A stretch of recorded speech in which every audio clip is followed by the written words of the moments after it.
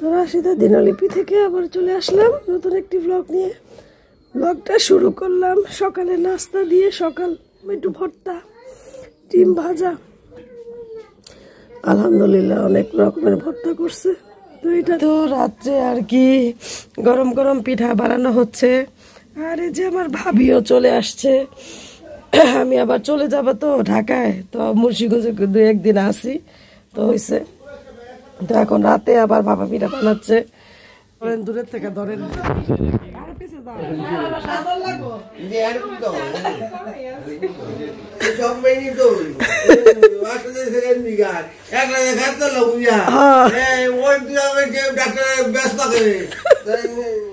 তো এই তো সকালের নাস্তা চুলার পারে বসে বসে গরম গরম আমি খাচ্ছি। যে মা হচ্ছে গরু মাংস ছিল ওটা গরম করছে, আর পরোটা বানায় রাখছিল যেহেতু গ্যাস থাকে না।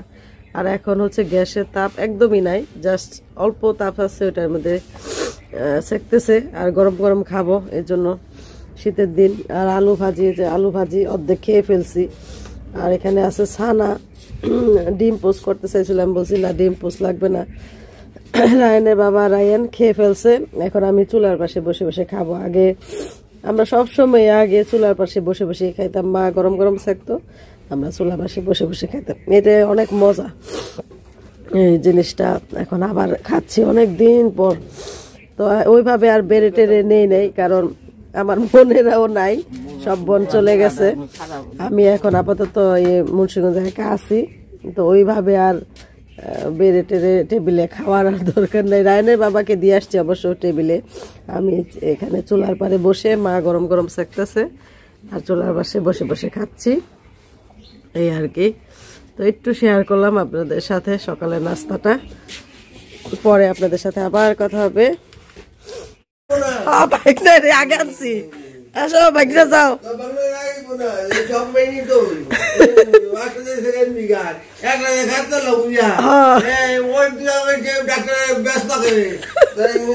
হ্যাঁ, এটা মালয়েশিয়া থাকবো তো 2 দিন পর পর আইতে পারবো।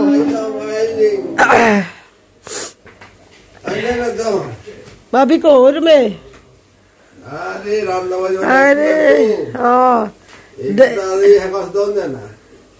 আরে আমি মন অসুস্থ শরীর লইয়া আমার ভাইয়ের আনতাছে।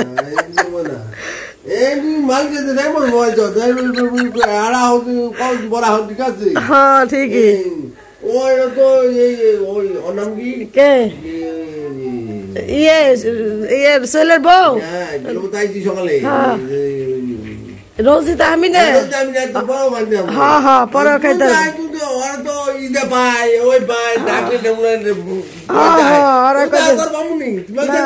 না না। হ্যাঁ ঠিক কইছেন।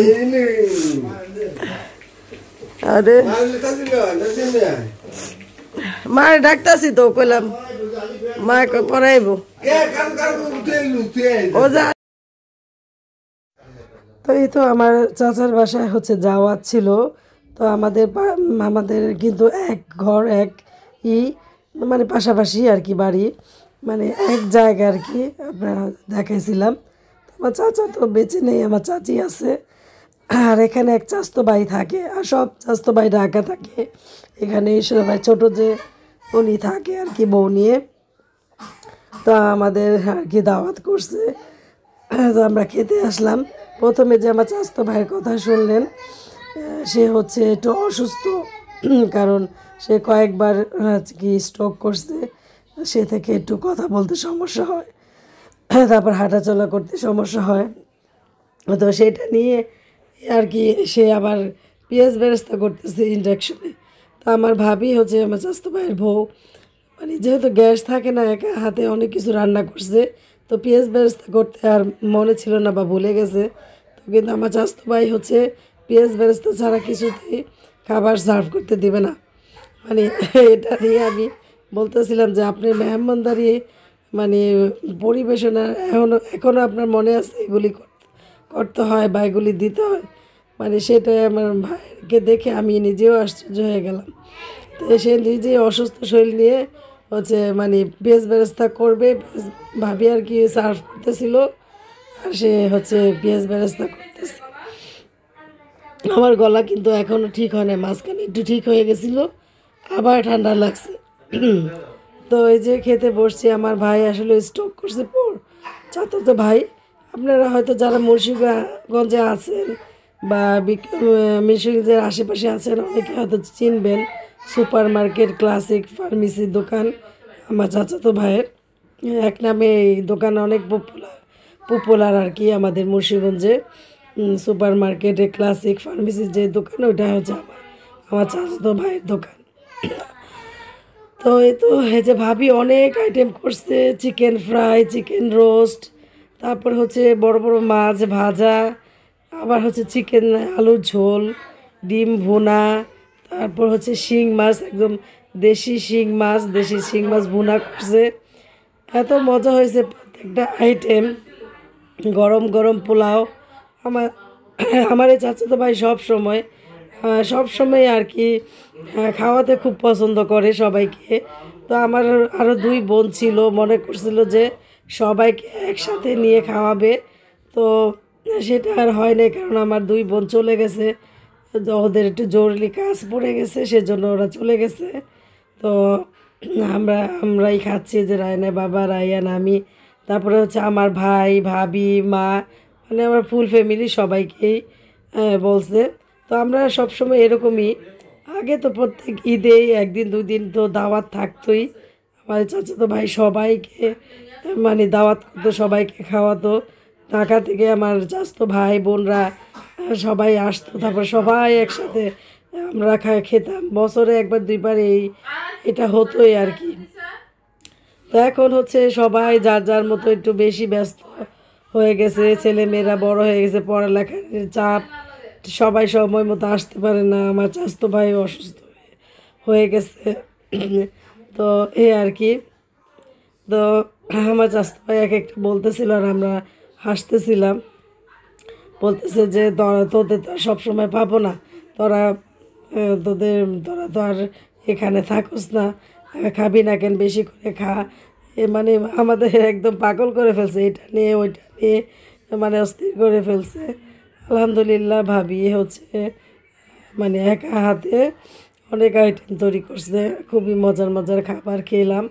আমার ভাই হচ্ছে দাওয়াত 1 দিন 2 দিন থাকবে ভাইয়ের ঘরে, তো সবসময় আমরা খাই, সবসময় খাওয়া দাওয়া করি। তো আমি না করছিলাম অনেকবার, যে ভিডিওতে কথা কই, ভিডিওতে হ্যাঁ ভিডিও করতেছি, পরে ছাড়বো না ইউটিউবে। তো খাইলাম। জানছি আপনি মা একবার বসে করেন।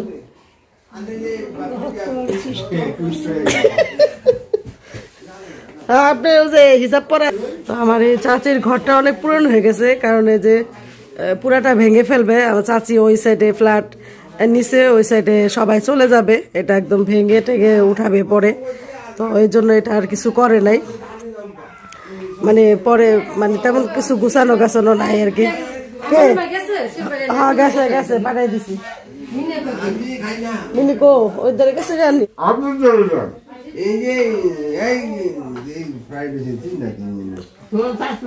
রাখছে। আরে রাখেন রাখেন, খাই বলে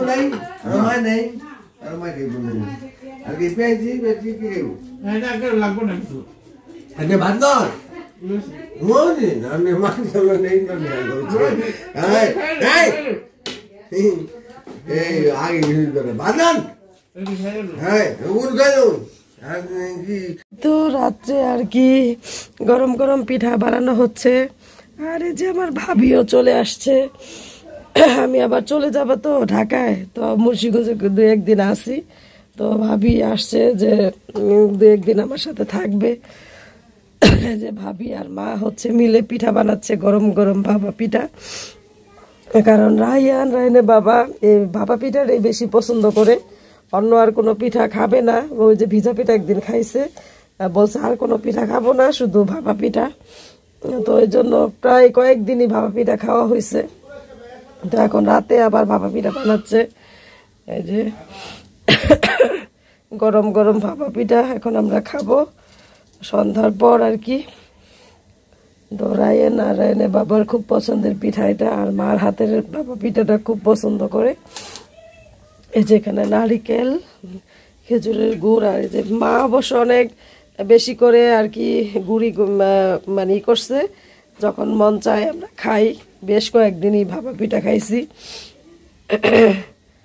তাই তো আপনাদের সাথে শেয়ার করলাম, পরে আপনাদের সাথে আবার কথা হবে। আমার মায় খাইয়ালো, পরে খাওয়াইব না, আর এনে খাওয়া শেষ। তো আমার হচ্ছে